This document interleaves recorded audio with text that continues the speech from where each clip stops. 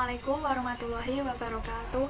Halo semuanya, perkenalkan nama saya Fitri Indriani, mahasiswi dari program studi S1 Manajemen Fakultas Ekonomi Universitas Islam Sultan Agung. Pada video kali ini saya akan memaparkan presentasi yang merupakan bentuk dari pemenuhan tugas mata kuliah Islam dan Disiplin Ilmu yang diampu oleh Bapak Dr. Handes Haji Bejo Santoso, MT PhD. Nah, tema video kali ini yaitu tentang proses penciptaan alam semesta yang dahsyat adalah bukti adanya Tuhan. Langsung saja ke slide yang pertama, saya akan menjelaskan tentang luasnya alam semesta. Alam semesta adalah ruang di mana di dalamnya terdapat kehidupan biotik maupun abiotik, serta segala macam peristiwa alam yang dapat diungkapkan maupun tidak. Sebenarnya seluruh kejadian di alam semesta sudah terjadi dan kejadiannya mengikuti segala rencana dan konsep yang sudah tertera di dalam Al-Quran. Bagian yang paling bisa kita amati sekarang adalah bagian kecil dari ukuran alam semesta yang sesungguhnya. Karena alam semesta mengembang dengan kecepatan yang luar biasa, bahkan bergerak lebih cepat daripada kecepatan cahaya. Kira-kira luas alam semesta ini berapa ya? Dan di mana batasnya? Apakah alam semesta ini ada ujungnya atau tepinya? Sampai saat ini, sains belum bisa menjawab pertanyaan-pertanyaan tersebut. Ada keterbatasan yang membuat kita tidak bisa mengetahui dengan pasti ukuran alam semesta. Apakah alam semesta bertepi atau tidak bertepi? Kita belum bisa menjawabnya. Mengapa bisa demikian? Mari kita telusuri bersama dengan melihat video tentang luasnya alam semesta.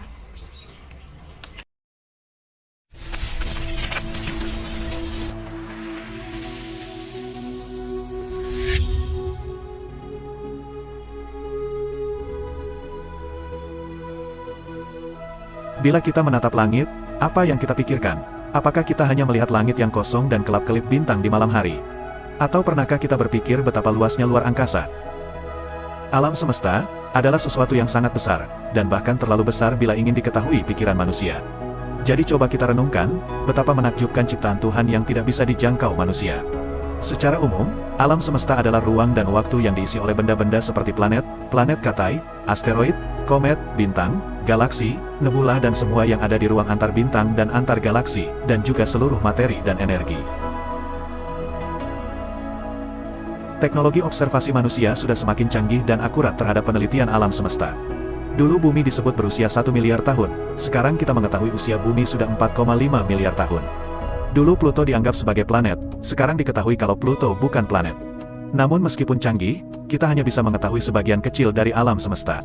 Sejauh ini, alam semesta yang bisa kita amati itu disebut sebagai alam semesta teramati atau the observable universe. Lalu bagaimana peneliti mengukur alam semesta? Jawabannya adalah cahaya. Informasi dari semua benda yang ada di alam semesta itu berasal dari cahaya, yang datang dalam berbagai panjang gelombang. Cahaya menjadi bahan utama bagi para astronom untuk bisa mengidentifikasi benda-benda langit. Karena itulah kita bisa mengetahui bagaimana bintang dan sistem keplanetan terbentuk. Kita bisa mengetahui evolusi bintang dan galaksi yang ada di alam semesta. Kita bisa mengetahui seluruh informasi itu setelah cahaya tersebut kita terima. Dan cahaya itu butuh waktu untuk bisa sampai ke peneliti di bumi. Berdasarkan teori relativitas khusus yang dipublikasikan tahun 1905, kecepatan cahaya adalah kecepatan maksimum bagi energi, materi dan informasi untuk bergerak di alam semesta. Cahaya bergerak dengan kecepatan 299.792.458 meter per detik dalam ruang hampa. Jadi dalam satu tahun, cahaya menempuh jarak 9.467.280.000.000 kilometer. Itulah satu tahun cahaya. Matahari adalah sebuah bintang, dan semua benda langit yang terikat dengan gravitasinya disebut tata surya. Jarak bumi dan matahari adalah 150 juta kilometer, artinya cahaya matahari tiba di bumi setelah 8 menit, atau jarak bumi dan matahari hanya 8 menit cahaya. Sekarang kita bandingkan matahari dengan bintang-bintang yang lain. Sama seperti matahari, setiap bintang rata-rata memiliki planet yang mengitarinya. Jarak bumi dengan bintang terdekat Alpha Centauri adalah sekitar 4,3 tahun cahaya. Jadi cahaya bintang Alpha Centauri yang kita lihat adalah sinarnya 4,3 tahun yang lalu. Sistem tata surya kita berada pada sebuah galaksi yang dinamakan galaksi Bima Sakti atau The Milky Way. Matahari dalam sistem tata surya kita adalah salah satu dari 200 miliar bintang anggota Bima Sakti. Bintang-bintang anggota Bima Sakti ini tersebar dengan jarak dari satu bintang ke bintang lain berkisar 4-10 tahun cahaya. Dan total ukuran galaksi Bima Sakti adalah 100.000 tahun cahaya. Artinya kita butuh 100.000 tahun untuk menempuh dari ujung ke ujung galaksi Bima Sakti, itu pun dengan kecepatan cahaya. Keluar dari galaksi kita, ternyata lebih dahsyat lagi, karena terdapat banyak galaksi dengan jarak yang tidak dekat. Jarak Bima Sakti ke galaksi terdekat yaitu galaksi Andromeda bahkan 2,5 juta tahun cahaya. Ratusan galaksi ini berkumpul membentuk komunitas bernama Virgo Supercluster dengan ukuran 110 juta tahun cahaya. Dan Virgo Supercluster ternyata hanyalah bagian kecil dari Laniaeka Supercluster. Di sini ratusan ribu galaksi berkumpul membentuk komunitas yang lebih besar. Apakah sudah sangat luas? Dan itu masih sangat kecil dan belum seberapa. Sampai saat ini kita sudah memiliki informasi bahwa alam semesta teramati itu diisi oleh 2 triliun galaksi yang membentuk jaringan yang disebut Cosmic Web. Dan setiap galaksi diisi oleh jutaan sampai miliaran bintang. Sungguh angka yang sangat luar biasa besar.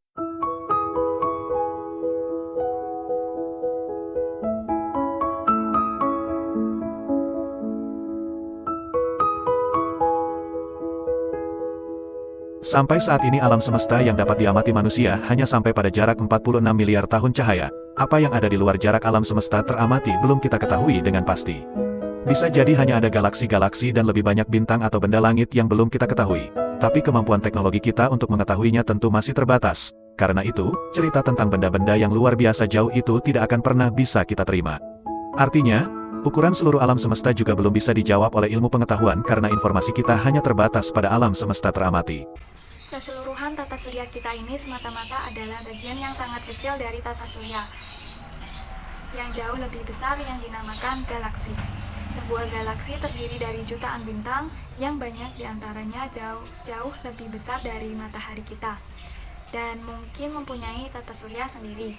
Jadi bintang-bintang yang kita lihat dalam galaksi kita, yang kita namakan Bima Sakti, semuanya adalah matahari.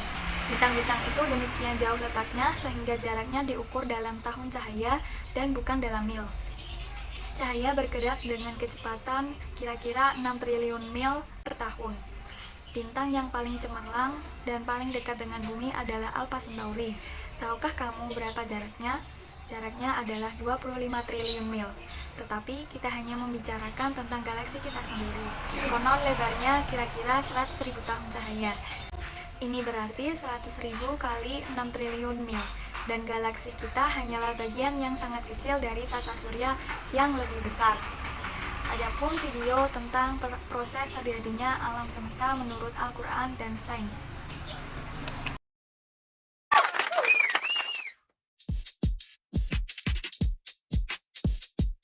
Hai Sobat Yayayi ya, berawal dari pertanyaan bagaimana proses penciptaan alam semesta, maka terciptalah beragam teori yang menyangkut proses terbentuknya alam ini. Di antaranya teori yang sangat terkenal seperti teori Big Bang.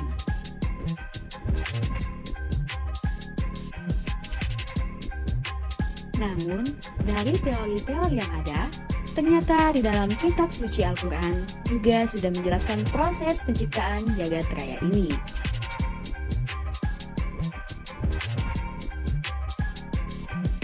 Tahukah kalian bagaimana proses penciptaan alam semesta ini menurut sains dan Al-Quran? Berikut ini merupakan proses penciptaan alam semesta ini menurut sains dan Al-Quran. Pertama,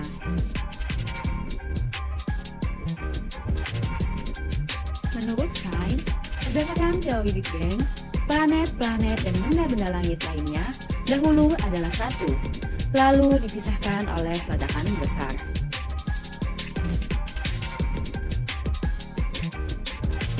Sedangkan menurut Al-Quran, langit dan bumi dahulu adalah suatu yang padu. Kemudian kami pisahkan antara keduanya berdasarkan Quran Surah Al-Anbiya ayat 30.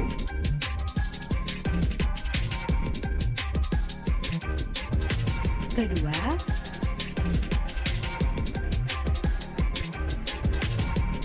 menurut sains, berdasarkan teori kabut Candelas, tata surya berasal dari kabut asap atau biasa disebut dengan nebula. Sedangkan menurut Quran Surah Fussilat ayat 11, yaitu berbunyi, kemudian dia menuju kepada pencipta langit, dan langit pada saat itu masih merupakan gumpalan asap. Ketiga,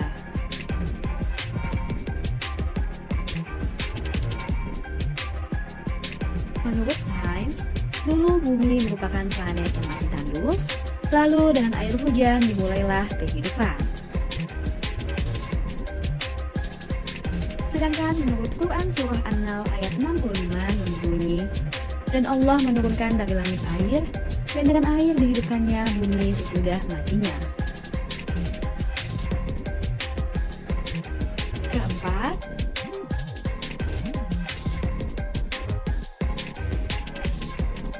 menurut ekspedisi teori, tata surya mengalami perluasan. Sedangkan menurut Quran Surah Az-Zariyat ayat 47 berbunyi, dan langit kami bangun dengan kekuasaan, dan sesungguhnya kami benar-benar meluaskannya.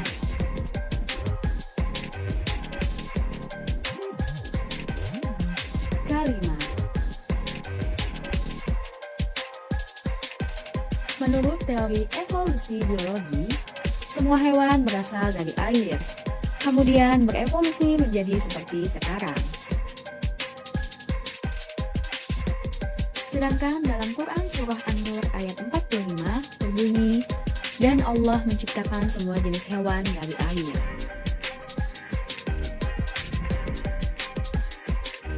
Itulah beberapa proses penciptaan alam semesta ini menurut sains dan Al-Quran. Menariknya, faktanya adalah teori-teori tersebut sudah terlebih dahulu dijabarkan di dalam Al-Quran jauh sebelum adanya penemuan teori-teori ilmiah tersebut. Jangan lupa untuk terus support channel ini dan pastikan untuk menekan tombol subscribe. Terima kasih.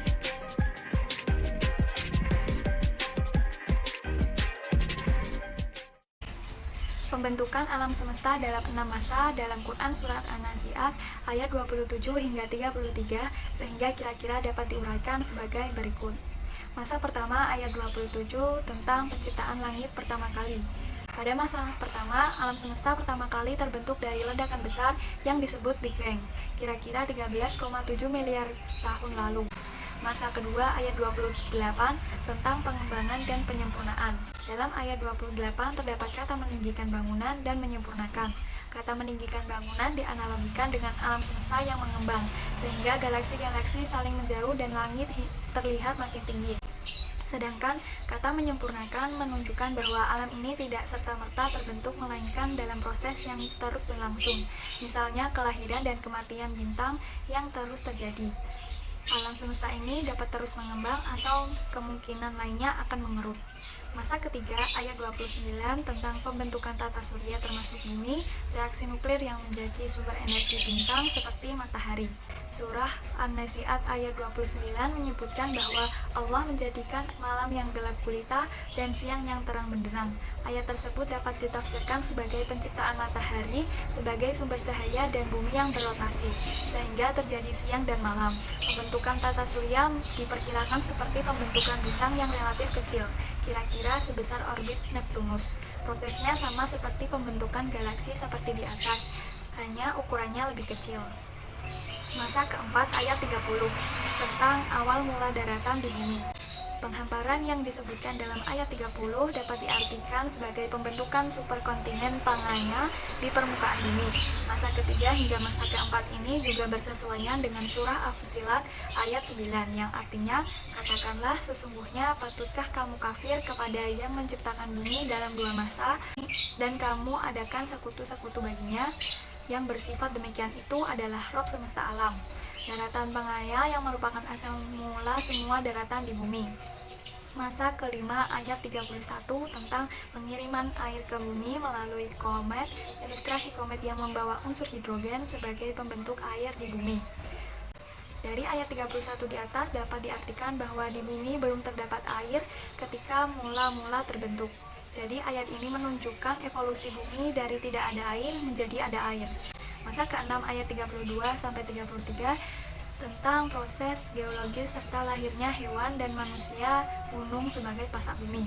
Dalam ayat 32 di atas disebutkan gunung-gunung dipancangkan dengan teguh. Artinya gunung-gunung terbentuk setelah penciptaan daratan, pembentukan air dan munculnya tumbuhan pertama. Gunung-gunung terbentuk dari interaksi antar lempeng ketika superkontinen Pangaea mulai terpecah. Kemudian setelah gunung mulai terbentuk, terciptalah hewan dan akhirnya manusia sebagaimana disebutkan dalam ayat 33 di atas. Jadi usia manusia relatif masih sangat muda dalam skala waktu geologi. Jika diurutkan dari masa 3 hingga masa ke-6, maka 4 masa tersebut dapat dikorelasikan dengan 4 masa dalam surah Fussilat ayat 10 yang berbunyi, dan Dia menciptakan di bumi itu gunung-gunung yang kokoh di atasnya. Dia memberkahinya dan Dia menentukan padanya kadar makanan penghuninya dalam 4 masa. Penjelasan itu sebagai jawaban bagi orang-orang yang bertanya. Demikianlah penafsiran 6 masa penciptaan alam dalam Quran Surah An-Nazi'at ayat 27 hingga 33 sejak kemunculan alam semesta hingga terciptanya manusia. Wallahu a'lam bishawab. Selanjutnya adalah ayat-ayat Al-Quran tentang alam semesta. Di antara banyaknya ayat Al-Quran yang berbicara tentang alam semesta ini, salah satunya adalah sebagai berikut. Yang pertama ada Quran Surat Hud ayat 7. A'udzubillahi minasyaitonirrajim. Bismillahirrahmanirrahim.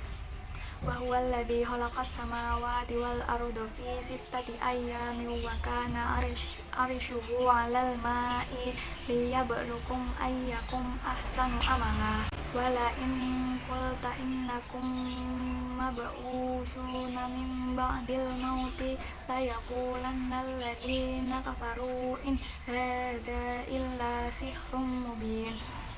Artinya, dan Dialah yang menciptakan langit dan bumi dalam 6 masa dan arsy-Nya di atas air, agar Dia menguji siapakah di antara kamu yang lebih baik amalnya.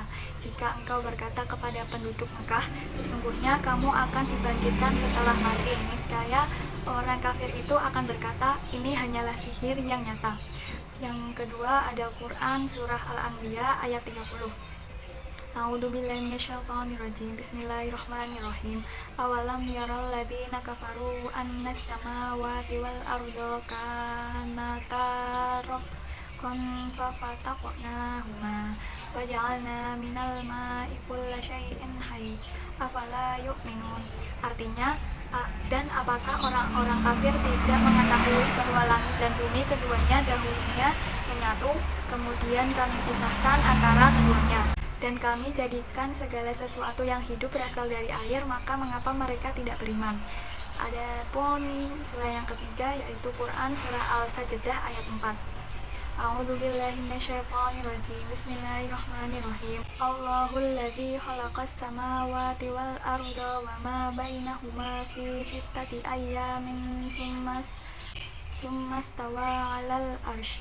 Malakum man dunihi min waliyyin wala syafi' afala tatadzakkarun.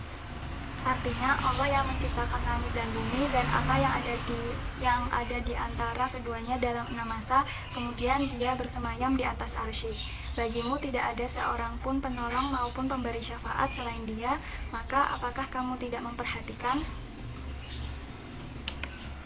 Dari beberapa ayat yang telah disebutkan di atas bahwa pembentukan alam semesta dalam 6 masa sebagaimana disebutkan Al-Quran atau kitab lainnya sering menimbulkan permasalahan, sebab 6 masa tersebut ditafsirkan berbeda-beda, mulai dari 6 hari, 6 periode, hingga 6 tahapan. Oleh karena itu, pembahasan berikut mencoba menjelaskan maksud 6 masa tersebut dari sudut pandang keilmuan dengan mengacu pada beberapa ayat Al-Quran, salah satunya Quran Surah An-Nazi'at ayat 27 hingga 33. A'udzubillahi minasyaitonirrajim. Bismillahirrahmanirrahim.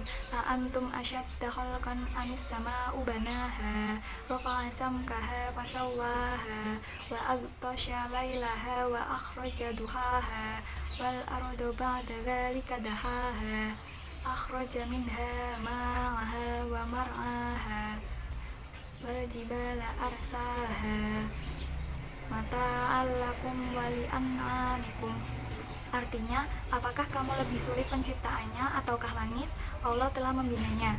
Dia meninggikan bangunannya lalu menyempurnakannya. Dan Dia menjadikan malamnya gelap gulita dan menjadikan siangnya terang benderang. Dan bumi sesudah itu dihamparkannya.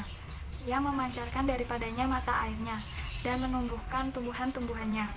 Dan gunung-gunung dipancangkannya dengan teguh. Semua itu untuk kesenanganmu dan untuk binatang-binatang ternakmu.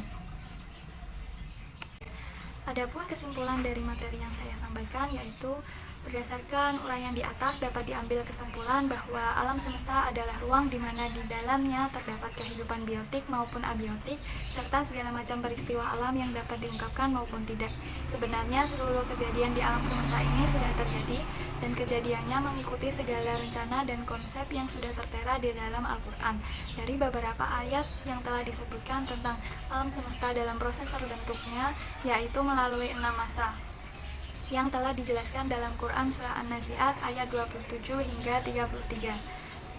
Proses penciptaan alam juga mengalami perkembangan secara gradual atau tadrij, sesuai dengan sunatullah, karena alam semesta dan proses-proses yang terjadi di dalamnya seringkali dinyatakan sebagai ayat-ayat Allah. Maka memeriksa dan meneliti alam semesta dapat diartikan sebagai membaca ayatullah. Dengan memperhatikan alam semesta, maka akan dapat memperinci dan menguraikan serta menerangkan ayat-ayat di dalam Al-Quran yang pada umumnya merupakan garis-garis besar saja. Semua peristiwa yang ada di alam ini tidak terlepas dari suatu desain sunatullah yang semuanya tertera dalam Al-Quran. Jagat raya yang luas ini tersusun dari unsur-unsur alam semesta yang saling terkait. Namun secara hakikat haruslah dipahami bahwa wujud alam semesta merupakan bukti Allah Subhanahu wa Ta'ala sebagai zat yang menciptakan. Alam dan seluruh isinya tidak akan ada tanpa keberadaan Allah Subhanahu wa Ta'ala yang Maha Esa. Sehingga kebesaran Allah Subhanahu wa Ta'ala tiada tandingannya merupakan iktibar atau pelajaran bahwa manusia tidak ada apa-apanya, atau manusia terlalu kecil dibandingkan dengan ciptaan alam jagat raya. Untuk itu manusia selayaknya tunduk dan taat kepada Allah Subhanahu wa Ta'ala. Nah, itu dia penjelasan singkat mengenai proses penciptaan alam semesta yang dahsyat adalah bukti adanya Tuhan. Semoga video ini dapat menambah pengetahuan dan bermanfaat bagi yang menonton video ini. Apabila ada kesalahan dalam penulisan dan dalam penyampaian, saya mohon maaf. Akhir kata, sekian dan terima kasih. Wassalamualaikum warahmatullahi wabarakatuh.